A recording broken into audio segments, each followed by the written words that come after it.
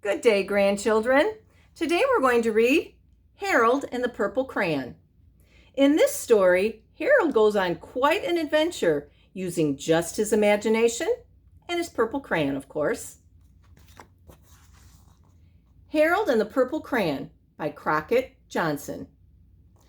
As we read the story, make sure you're also paying attention to the pictures that Harold is drawing. One evening, after thinking it over for some time, Harold decided to go for a walk in the moonlight.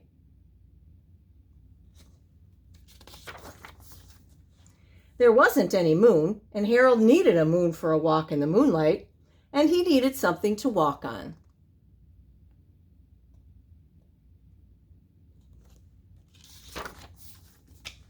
He made a long, straight path so he wouldn't get lost, and he set off on his walk, taking his big purple crayon with him.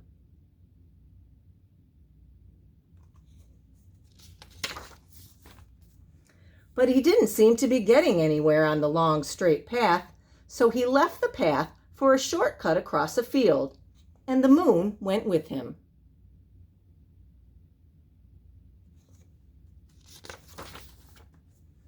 The shortcut led right to where Harold thought a forest ought to be. He didn't want to get lost in the woods, so he made a very small forest with just one tree in it.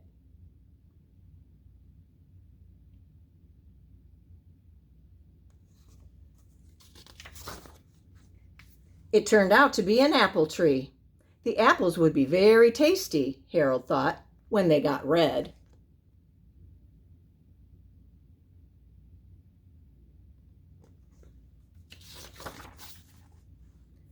So he put a frightening dragon under the tree to guard the apples. It was a terribly frightening dragon.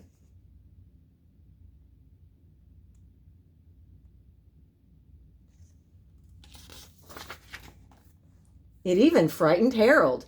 He backed away. His hand holding the purple crayon shook.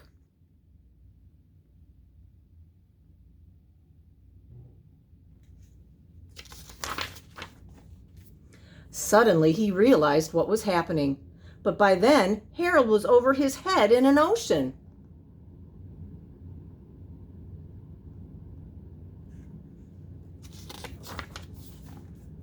He came up thinking fast, and in no time he was climbing aboard a trim little boat.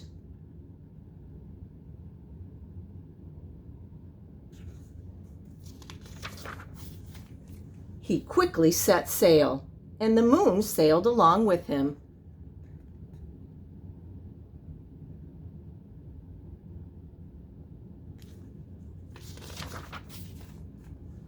After he had sailed long enough, Harold made land without much trouble. He stepped ashore on the beach, wondering where he was.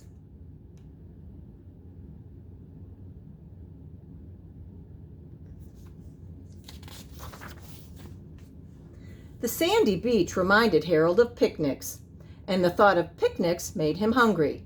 So he laid out a nice, simple picnic lunch.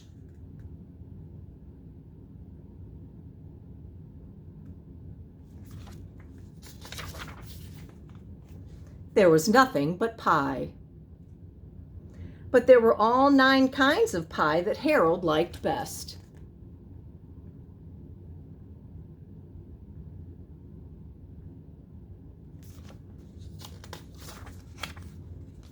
When Harold finished his picnic, there was quite a lot left. He hated to see so much delicious pie go to waste.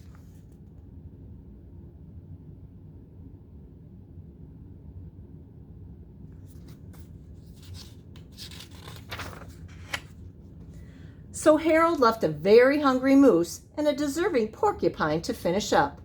And off he went, looking for a hill to climb to see where he was.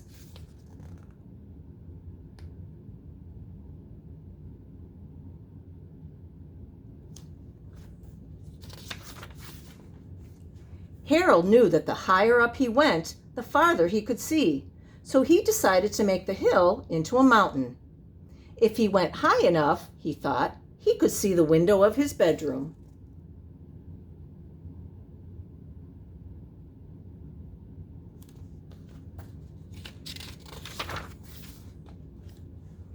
He was tired and he felt he ought to be getting to bed.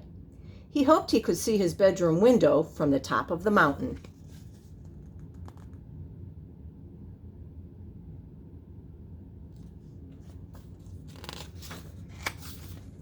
But as he looked down over the other side, he slipped, and there wasn't any other side of the mountain. He was falling in thin air.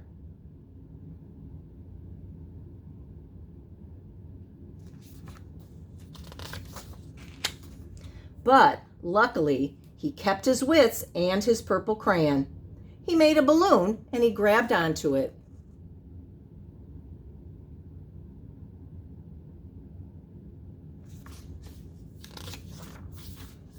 And he made a basket under the balloon big enough to stand in. He had a fine view from the balloon, but he couldn't see his window. He couldn't even see a house.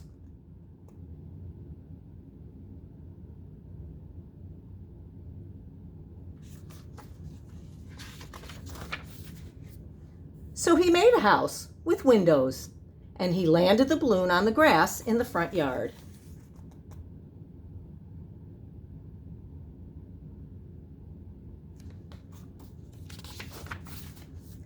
None of the windows was his window. He tried to think where his window ought to be.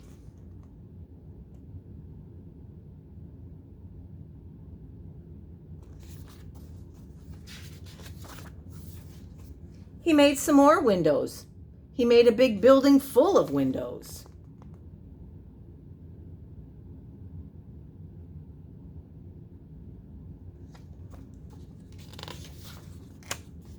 He made lots of buildings full of windows. He made a whole city full of windows.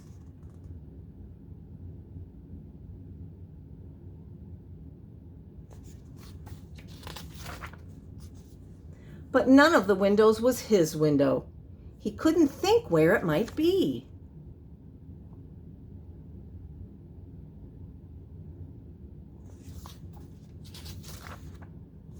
He decided to ask a policeman. The policeman pointed the way Harold was going anyway, but Harold thanked him.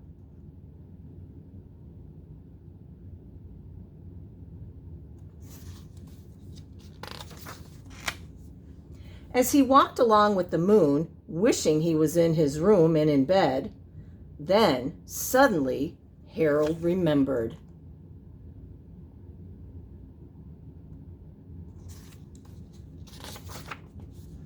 He remembered where his bedroom window was. When there was a moon, it was always right around the moon.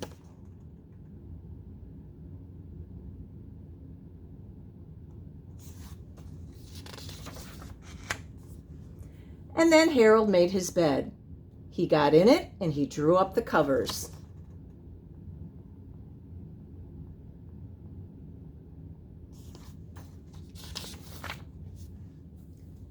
The purple crayon dropped on the floor, and Harold dropped off to sleep.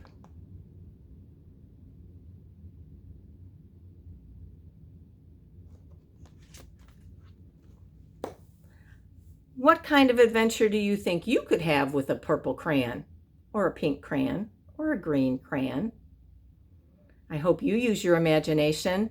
I love you all. Bye-bye.